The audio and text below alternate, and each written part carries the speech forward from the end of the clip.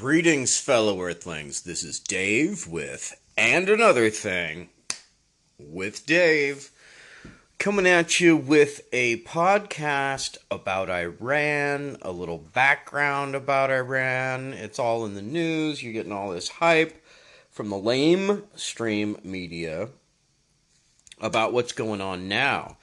But this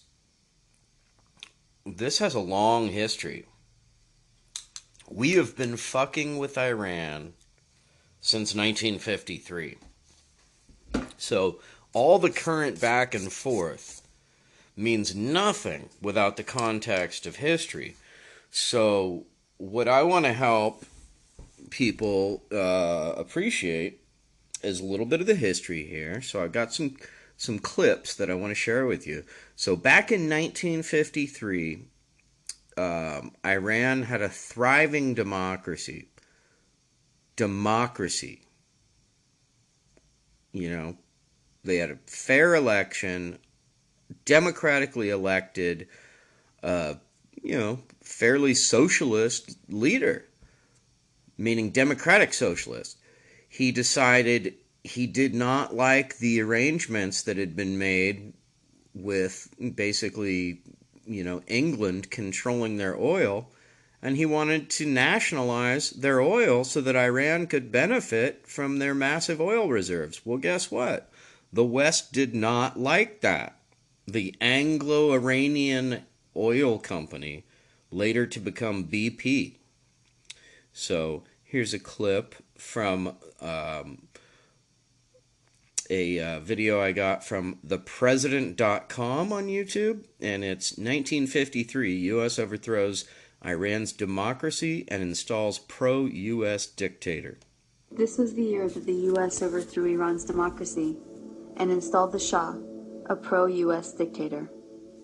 In 1951, Dr. Mohammad Mossadegh was the first elected official who was appointed as Prime Minister of Iran by popular demand.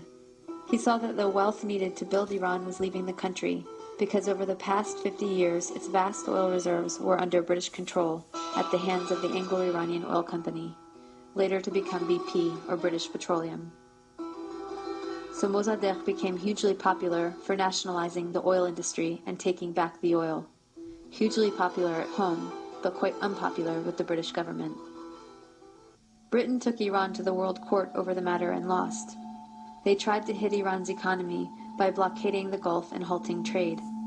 They tried to convince the U.S. to assist with regime change, but then President Truman was not interested. However, when U.S. President Eisenhower took office in 1953, Britain was able to persuade him under the Cold War pretext that Mossadegh relied on Iran's Communist Party for power. The newly formed CIA was sent to engineer a coup, codenamed Operation Ajax. Iran's monarch, the Shah, returned to power. Now, I just want to interject here. Can you imagine? So we paint Iran out to be this evil, blah, blah, blah, blah, blah. Just like we do all the countries before we decimate them. And I just might add that none of those countries are doing better after we decimated them. None. Name a single country that's doing better. But that's not the point, so...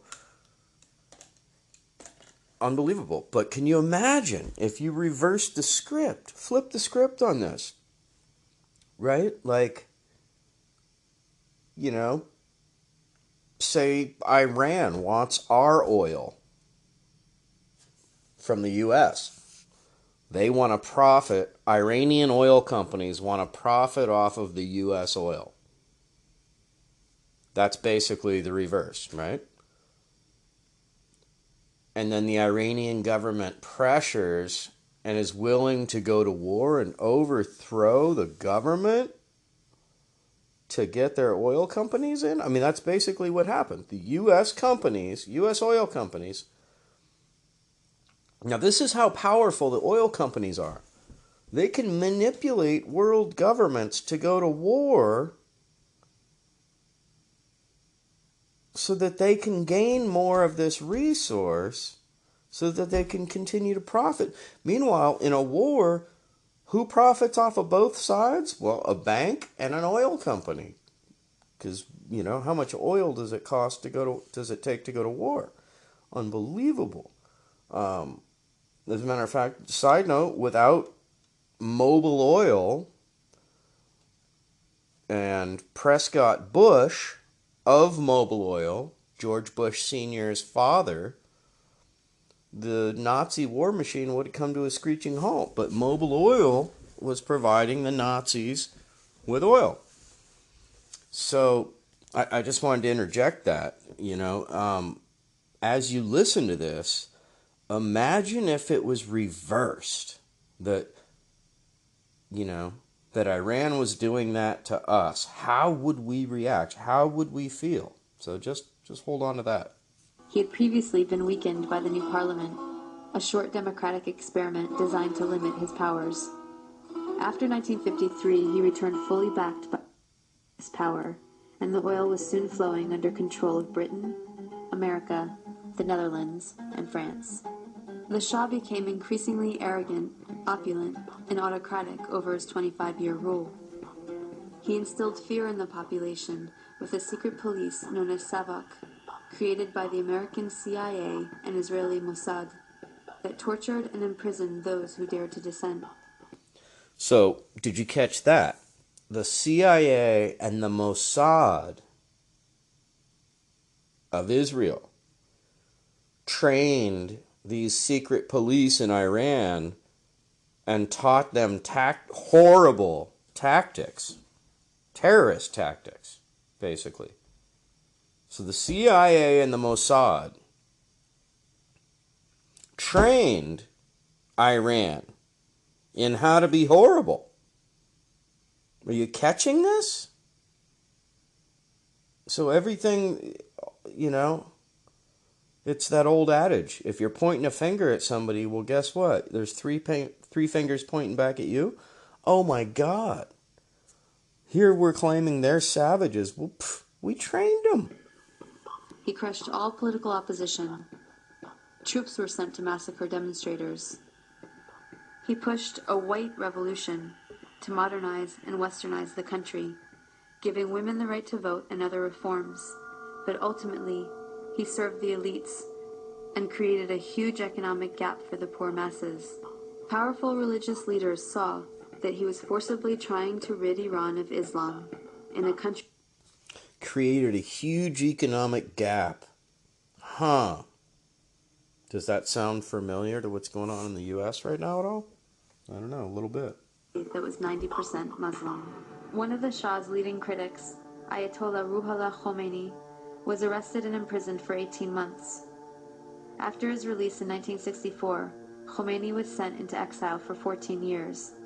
From abroad, he continued his anti-US, anti-Shah campaign through sermons on cassette tapes that made their way back into Iran and circulated as people copied and shared them. By the end of the 1970s, things had gotten so bad that major protests and the violence that followed were becoming a regular occurrence. Let me just break this down. So the Ayatollah Khomeini, in response to the U.S. interference in their country, he developed anti-U.S. sentiment, and he became a rock star. We made him a rock star.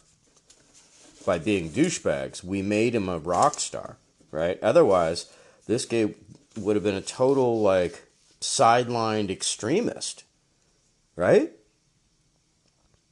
But no. Now people are listening to this crazy fucking nutbag. Why? Because we keep fucking with them. We overthrew their government. So now, his whole fuck the West, fuck the U.S., fuck the imperialism, now that's resonating with people. Like, oh my God, history is everything. You gotta know the history. Otherwise, you just get duped by the nightly news. But no, this is, oh my God, we started this. So let's continue. The Shah declared martial law and banned demonstrations. This resulted in a huge protest and a general strike that shut down the economy. Soon over 2 million people flooded a public square in Tehran, demanding to remove the Shah and for Khomeini to return, and that is exactly what happened. One important thing to note is that the CIA orchestrated the 1953 coup out of the very same American embassy in Tehran that was later the site of the hostage crisis, right after the Shah was overthrown by popular revolution in 1979. The students were convinced that once again, the U.S. had plans to overthrow their revolution. In fact, U.S. President Carter did send a NATO general to instigate a military coup, but it failed. Iran and the U.S. had an extradition treaty in force that obligated the Carter administration to return the Shah to Iran as an indicted criminal. The students had 4 demands. Return the Shah to Iran for trial. He had been accepted into America for medical treatment. Return the Shah's wealth to the Iranian people. A promise from the U.S. not to interfere in Iran's affairs in the future. And an apology and admission of guilt by the U.S. for its past actions in Iran. The apology never came, but 20 years later, Secretary of State Madeleine Albright did acknowledge the U.S. role in Mossadegh's overthrow. So Khomeini took power in 1979 and instituted a government under Islamic law. Within a year of the revolution, Saddam Hussein invaded Iran without provocation, seeking control of Iran's oil-rich Khuzestan region and key oil shipping waterways. So this is when we armed Iraq to go to war. We propped up Saddam Hussein. He was our puppet. And this is a pattern that has been repeated over and over again. We picked a fascist, oppressive, authoritarian puppet, arm them to the teeth, and then, what do you know, 20 years later, they become a problem. Oh, God. Imagine that. So, here we are arming Saddam Hussein. The weapons of mass destruction that George Bush was talking about, we knew that they had weapons of mass destruction. Why? Because we had the receipts for them. We sold them to them. Right? But we also knew that they had eliminated their stockpiles. They'd gotten rid of them because they did not want to go toe-to-toe with us. So, anyway, just a little side note. The resulting Iran-Iraq War from 1980 to 1988 was the longest and one of the most devastating conventional wars of the century. At least 500,000 Iranians were killed. This war further cemented resentment of the U.S. government, as they were playing both sides. On one hand, they were supporting Iraq, providing money, technology, and intelligence, including satellite photography, to help Iraqi bombing raids. The U.S. helped provide Saddam Hussein with weapons by giving him agricultural credits and pressuring Gulf states to give him billions in loans so he could buy weapons from Western Europe, China, and Russia. The U.S. Department of Commerce issued licenses to export materials for Iraq's weapons of mass destruction program. The U.S. continued its support even after learning that Iraq was using chemical weapons against Iran, not to mention against its own citizens, to stop an uprising of Kurdish separatists. But the imperialist tradition also called for maintaining regional balance of power. So the U.S. also armed Iran, not letting any one regional power get secure enough to dominate or to ally with its neighbors to challenge U.S. hegemony. In this case, it came in the form of the Iran-Contra scandal. Okay, now I gotta cut in here. This is the classic elite imperialist divide and conquer mentality brought into play. What do? You arm both sides because you want to go to war with both of them. So what better than to have them go to war with each other and you supply them with weapons? Help them kill each other. Then whichever one you're going to fight later has already been, diminished. Oh my God. Now we get into the Iran-Contra scandal. And I'm going to do a whole nother podcast on this because this is out of control. But the synopsis of the Iran-Contra scandal, the the name doesn't break down what it is. Iran-Contra scandal. So what is it? Iran, okay, Congress illegally sold weapons to Iran so that they could fight against Iraq. Or, I'm sorry, the CIA illegally sold weapons to Iran. Congress voted against that directly.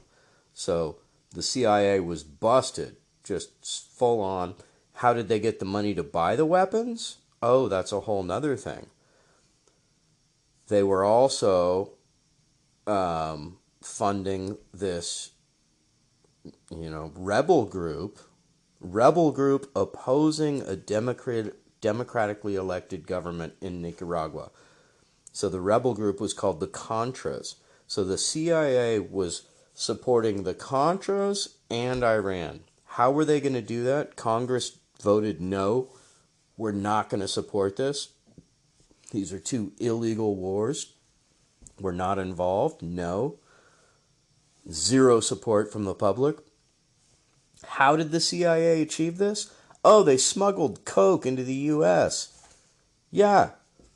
So they smuggled plane loads, 3.1 tons per plane of cocaine into the U.S., into Mena, Arkansas.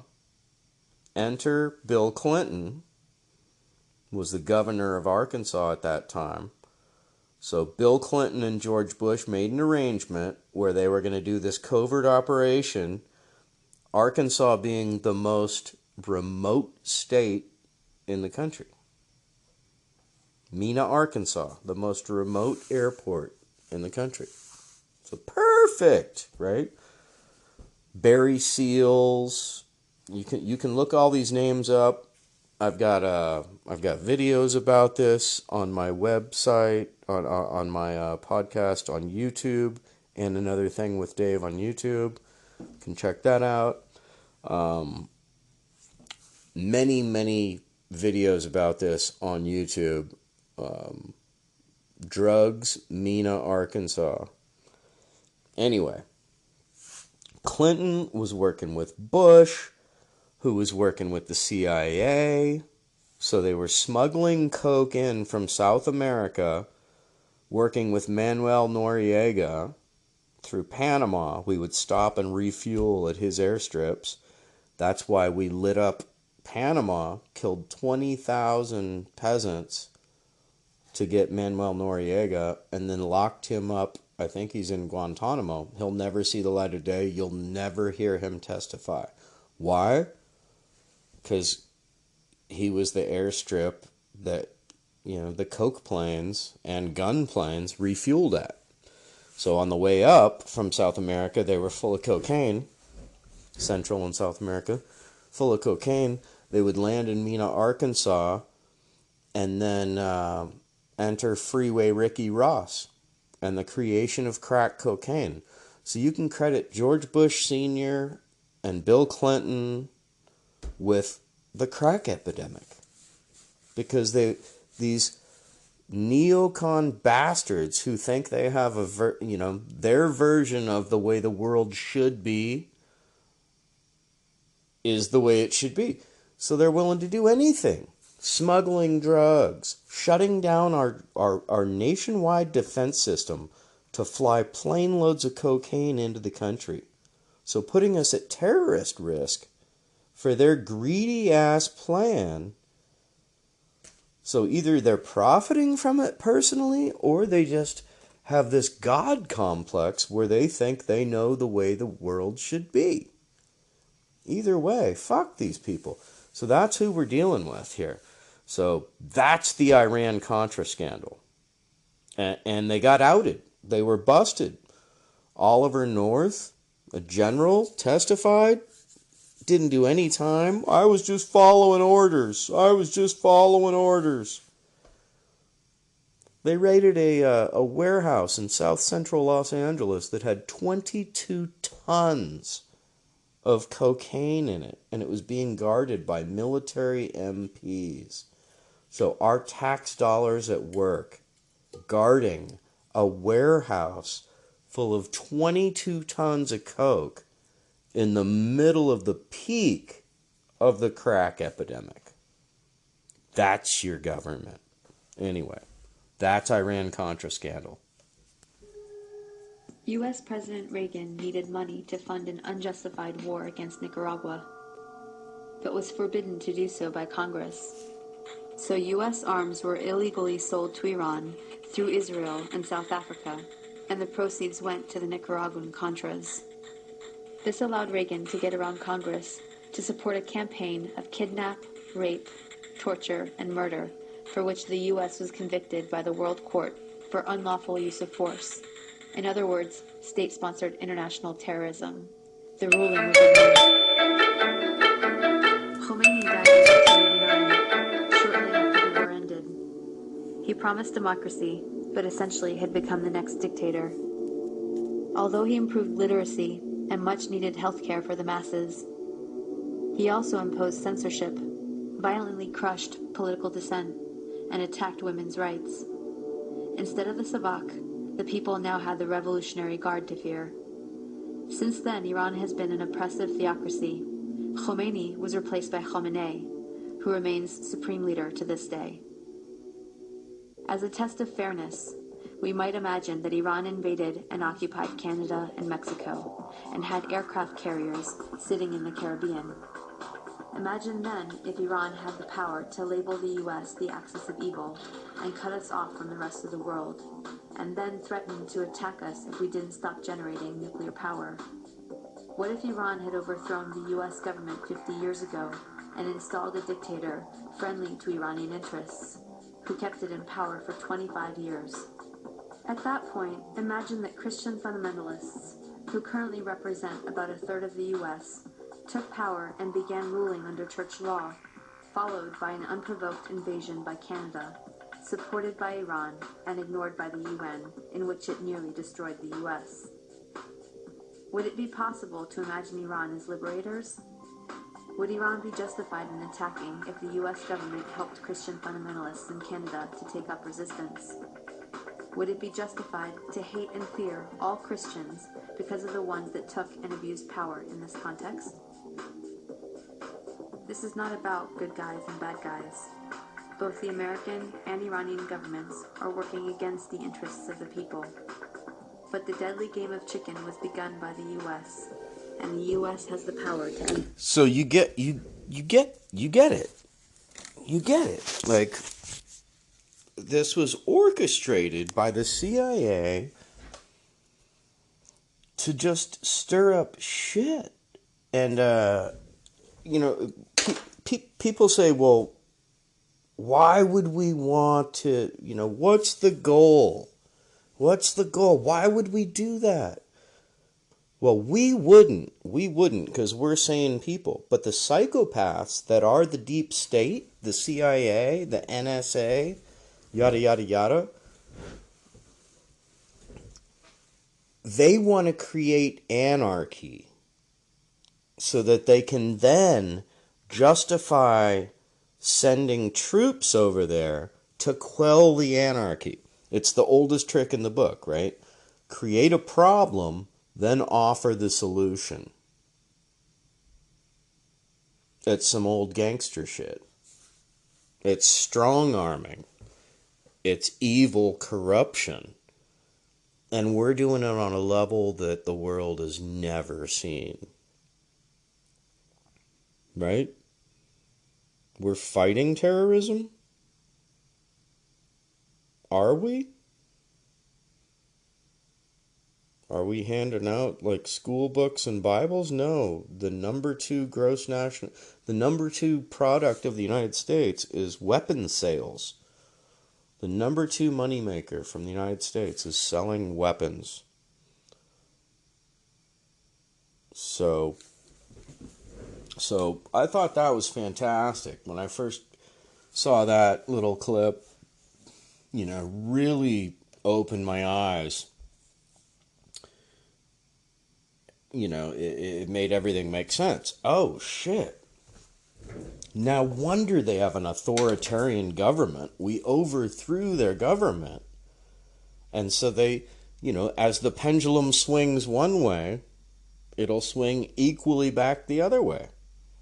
So they were a democracy.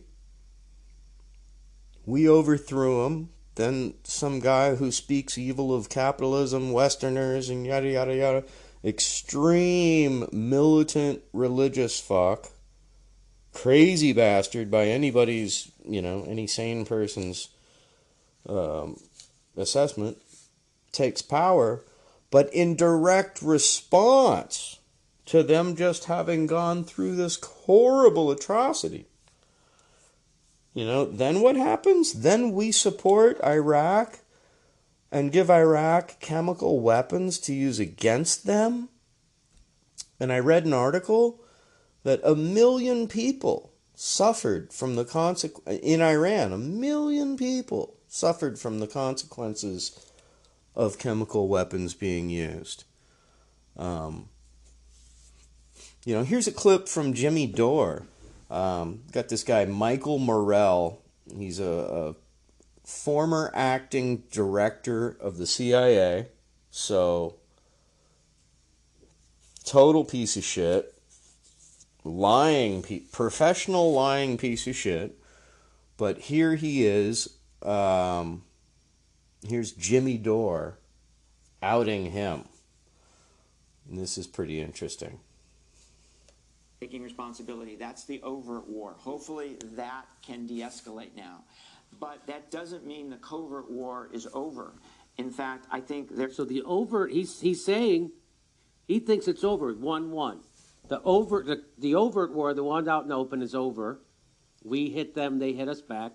But he's saying there's still another covert. Now this is what we talked about. Even if we come to peace with Iran, the way that the Trump administration did this attack was to not only piss off people inside of Iran, but Shia Muslims all over the Shia Muslim world.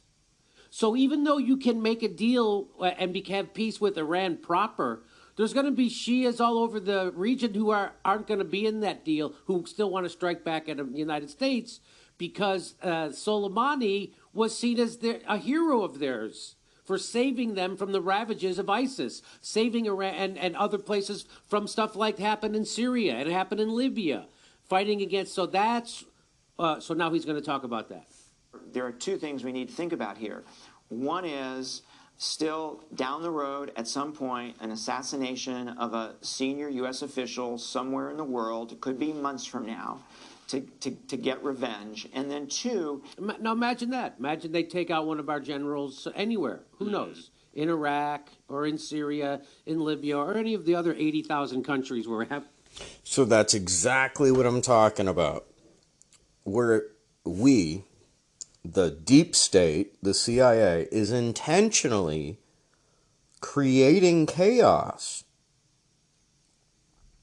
so that we can then justify engaging to quell the chaos. So it's extremists within our own government and Israel that are really pushing this. And thank God a few people see through it. Thank God Jimmy Dore is rocking this. And but I want to give you a little more historical context. So I've got some clips here for you. We'll come back to Jimmy Dore because I love Jimmy Dore. So here is a clip with Garland Nixon. This is Lee Camp on Redacted Tonight on RT. It's funny that you get some of the best news about what's really going on in the U.S. on RT, Russia Today. Maybe they just figured, we can help them self-implode. Let's just fund like a real news program and show what's actually going on and how their country is eating itself. Wow. If that's their logic, it was pretty brilliant. Anyway, this is Lee Camp from Redacted Tonight, talking about the deep state and the ruling elite. So, sorry about that little glitch there. my phone was telling me that it had stopped recording, but I think we're all good. So Garland Nixon just nailed it right there. I'm going to have to go take a listen to him on the fault line. That's on FM radio, I believe. Wow! Did he just call it or what? So the president is in control in this because it's been consistent policy through 3 presidents now. And what is it? It's the deep state run by the elite of the world, and and that intersects with the oil industries of the world, seizing control of the areas that harbor the most resources. So, if you think I'm sounding a little bit paranoid there, let's listen to Eisenhower here talking about, this is from the National Archives, talking about the threat of the military-industrial complex. I come to you with a message of leave-taking and farewell. This speech did not get very much attention. When a new president is coming to power, as John Kennedy was, the spotlight was not on Dwight Eisenhower. We have been compelled to create a permanent armaments industry of vast proportions. There was a feeling at the time that this must have been written by some speechwriter who just sneaked into the speech. In the councils of government, we must guard against the acquisition of unwarranted influence, whether sought or unsought, by the military-industrial complex. 3 months ago, we got contacted by a family up in Minnesota saying that we have documents from Malcolm Ruth. He was responsible in part for drafting the military-industrial complex speech. These new papers give us written evidence that this was not just some caprice of Eisenhower's or something by some speechwriter. You see the evolution of the speech from May 1959 to 1961. He wanted to give this speech for a long time, 2 years. Our military organization today bears little relation to that known of any of my predecessors in peacetime, or indeed by the fighting men of World War II or Korea. There was one person in Dwight Eisenhower's life whom he really confided almost everything to, and that was his brother Milton. There's one particular document where the speechwriters had already drafted their version of the speech, only to see Milton come along and totally revamp what had already been written. When Milton Eisenhower was taking notes and writing things on the drafts of these speeches, the speechwriters knew that it wasn't Milton talking, it was Ike. The potential for the disastrous rise of misplaced power exists and will persist. He would see magazines with advertisements for some new warplane or some bomb, and he got so angry he'd take the magazine and throw it into the fireplace of the Oval Office because he felt that defense spending should not be something that would be encouraged by companies who are seeking commercial gain. We must never let the weight of this combination endanger our liberties or democratic processes. There is an interesting document. It shows that the farewell speech would be made to Congress. But yet, President Eisenhower decided, no, he was going to address the people. Only an alert and knowledgeable citizenry can compel the proper meshing of the huge industrial and military machinery of defense with our peaceful methods and goals, so that security and liberty may prosper together. One test of how well a president speaks is how long the speech lives. Here we are 50 years later, we're still talking about this speech. Now, on Friday noon, I am to become a private citizen. I am proud to do so. I look forward to it. Thank you, and good night. So, wow, there's a president, as he's going out of office, giving the bird to the military-industrial complex and warning all of us about it.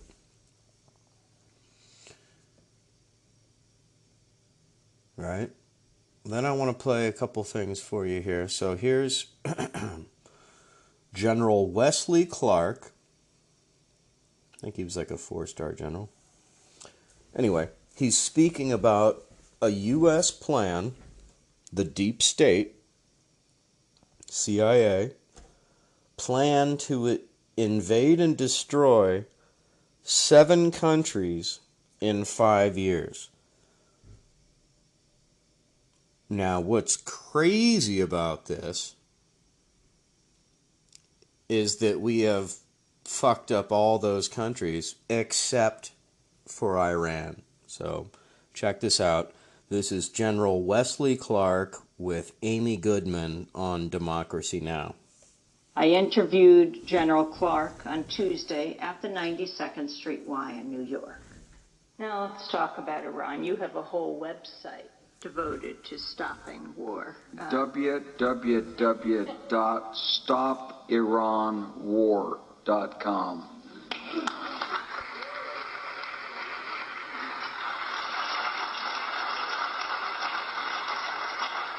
Do you see a replay of what happened in the lead up to the war with Iraq? The allegations of the weapons of mass destruction, the media leaping on to the bandwagon. Well, in a way, but history doesn't repeat itself exactly twice. What I did warn about when I testified in front of Congress in 2002, I said, if you want to worry about a state, it shouldn't be Iraq, it should be Iran. But this government, our administration, wanted to worry about Iraq, not Iran. I knew why, because I'd been through the Pentagon right after 9/11. About 10 days after 9/11, I went through the Pentagon and I saw Secretary Rumsfeld and Deputy Secretary Wolfowitz. I went downstairs just to say hello to some of the people on the Joint Staff who used to work for me. And one of the generals called me and he said, "Sir, you got to come in. You got to come in and talk to me a second." I said, "Well, you're too busy." He said, "No." He says, "We've made the decision. We're going to war with Iraq." This was on or about the 20th of September. I said, "We're going to war with Iraq. Why?" He said, "I don't know." Why the fuck are those people laughing? That's crazy. So, why are those people I said, laughing? "Well, did they find some information connecting Saddam to Al-Qaeda?" He said, No. He says, "There's nothing new that way. They just made the decision to go to war with..." I gotta stop that. Like, that's disgusting. Why are we going to war with Iraq? I don't know. And people in the audience laugh? Like, what's funny about that? We're gonna go bomb women, children, innocent civilians, grandmothers, grandfathers, schoolyards and churches. And that's... What in the hell is funny about that? We've been brainwashed into being a warring culture. With Iraq, he said, "I guess it's like we don't know what to do about terrorists, but we got a good military and we can take down governments." And he said, "I guess if the only tool you have is a hammer, every problem has to look like a nail." Now this is some toolhead, jarhead military guy saying, "Well, I don't know.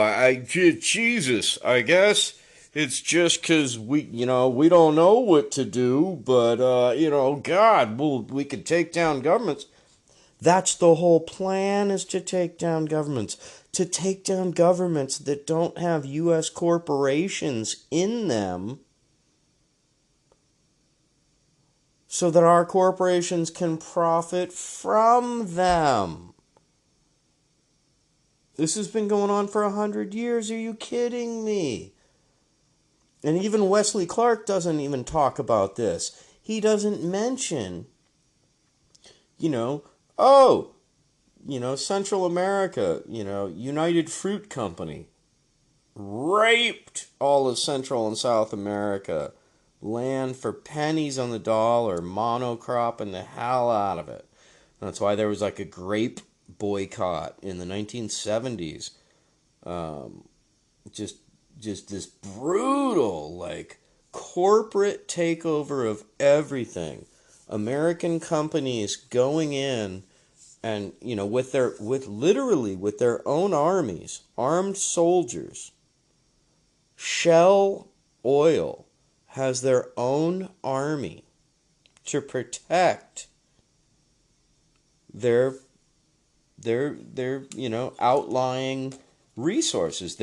Meaning their oil and gas plants in other countries, because those people don't fucking want them there. That's their oil and gas.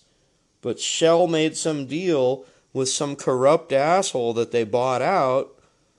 So now the citizens of Nigeria are getting sold down the river. So guess what? They show up with guns. Well, guess what? Shell has better guns because Shell has more money. So that's how it's working. Anyway, back to General Wesley Clark. So I came back to see him a few weeks later, and by that time we were bombing in Afghanistan. I said, "Are we still going to war with Iraq?" And he said, "Oh, it's worse than that."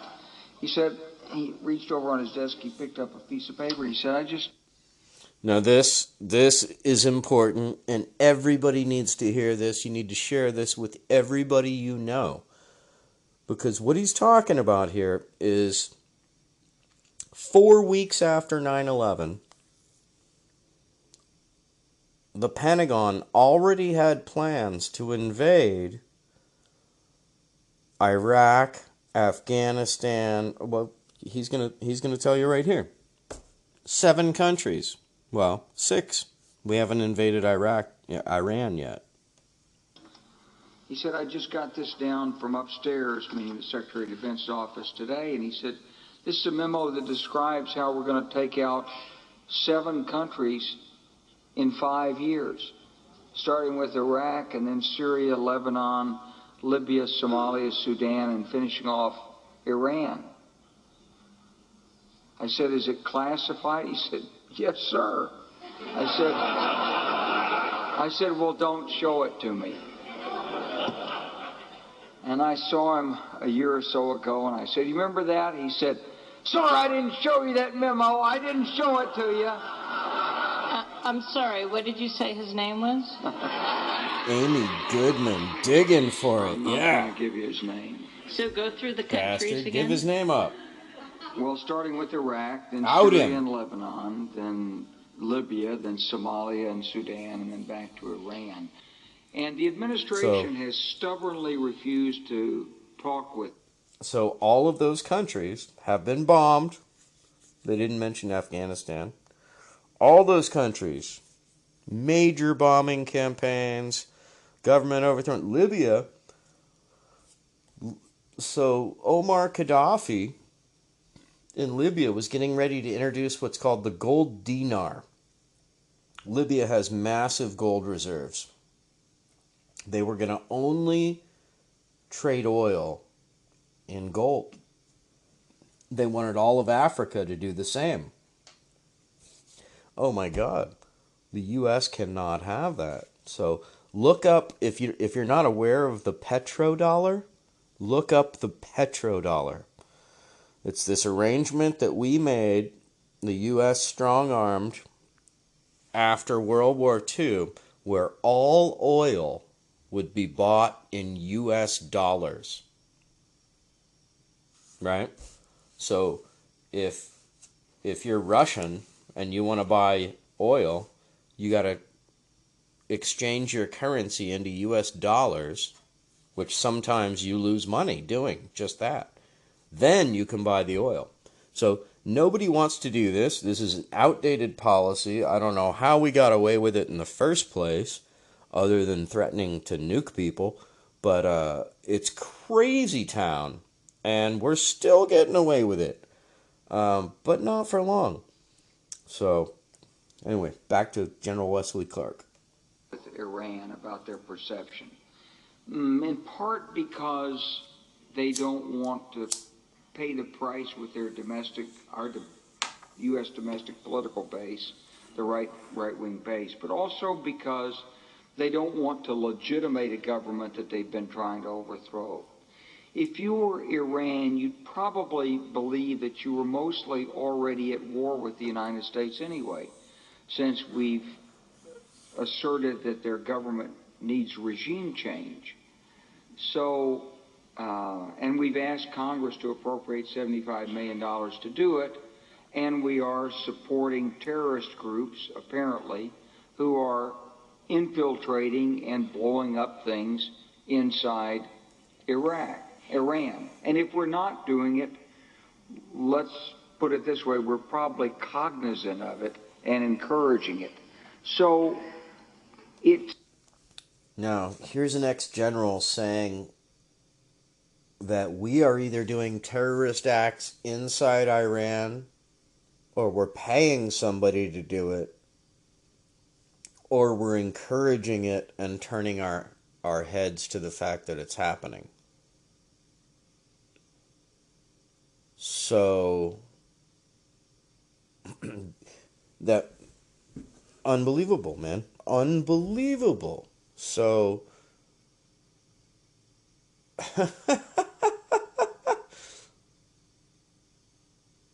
man, I just, beyond words. It's not surprising that we're moving to a point of confrontation and crisis with Iran. My point on this is not that the Iranians are good guys, they're not, but that you shouldn't use force except as a last resort. There is a military option, but it's a bad one. I wanted to get your response to Seymour Hersh's piece in the New Yorker to two key points this week, reporting the Pentagon's established a special planning group within the Office of the Joint Chiefs of Staff to plan a bombing attack on Iran, that this is coming as the Bush administration and Saudi Arabia are pumping money for covert operations into many areas of the Middle East, including Lebanon, Syria, and Iran, in an effort to strengthen Saudi-supported Sunni Islam groups and weaken Iranian-backed Shias. Some of the covert money has been given to jihadist groups in Lebanon with ties to al-Qaeda. Fighting the Shias by funding with Prince Bandar and then with U.S. money not approved by Congress, funding the Sunnis connected to al-Qaeda.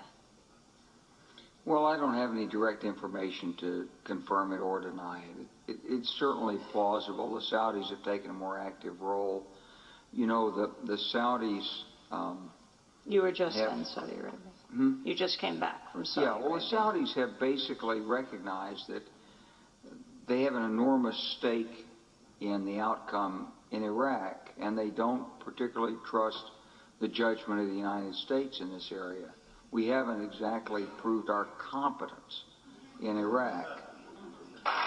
Do you think that President Bush should be impeached? All right, so phenomenal. Amy asked some great questions, and General Wesley Clark, he doesn't go out on any limbs, but, you know, breaks down what he knows. So, unbelievable. So then, do we trust? Do we trust the deep state? Do we trust them? Here's Bush speaking at a black tie dinner for the Television and Radio Correspondents Association. Now, he entered to a standing ovation. This is after the WMD thing had been blown out of the water, so he's a known war criminal. And this is him in front of the Television and Radio Correspondents Association. Unbelievable.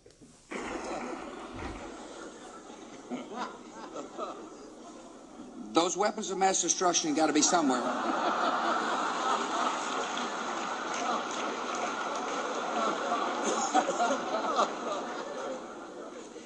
As you can tell from the look on Andy Card's face, we've become a little concerned about the vice president lately.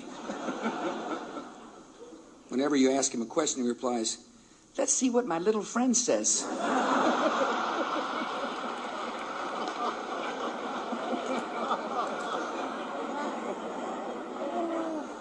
But we get along well. Here I am saying, "Dick, if the Hunan Palace doesn't get lunch here in 4 minutes, we're going out." "Nope, no weapons over there."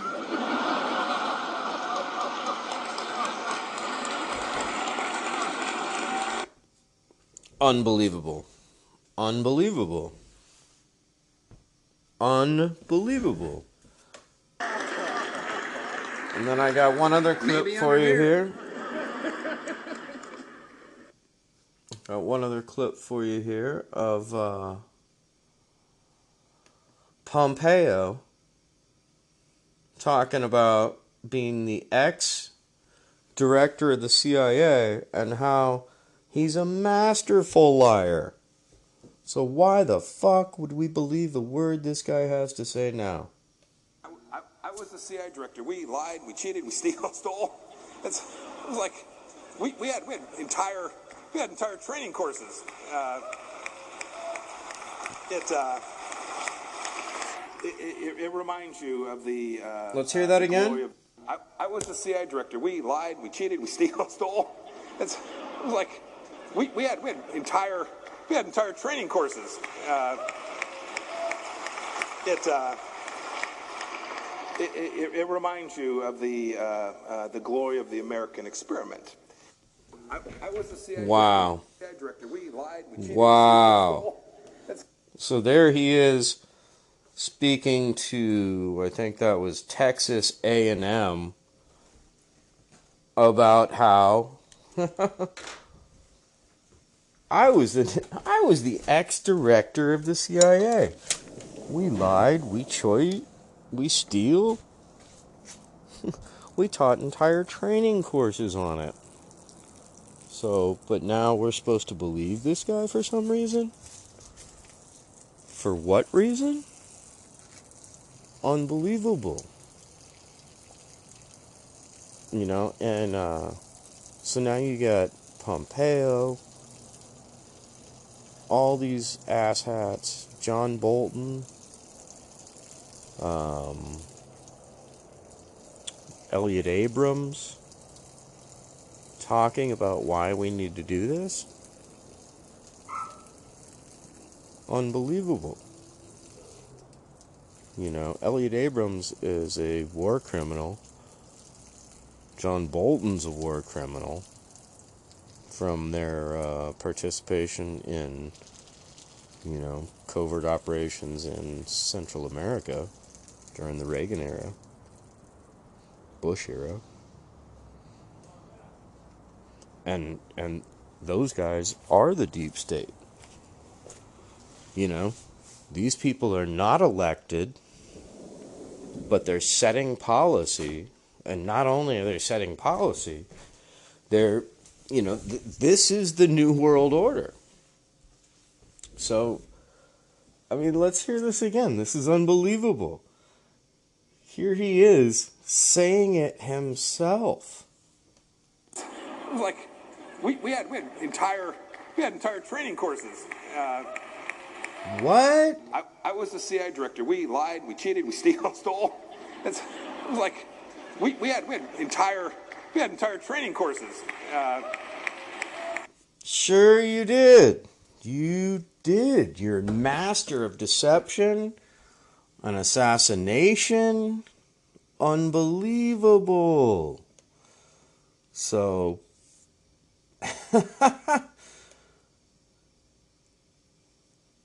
man. So don't believe it. Don't believe it. Oh, here's another clip. Well, I won't play the clip, but 1988, a U.S. warship shot down an Iranian passenger plane with 290 people on it. So there's another provocation. Now we've got them surrounded by like 46 military bases. So I don't know. You tell me. You tell me, man.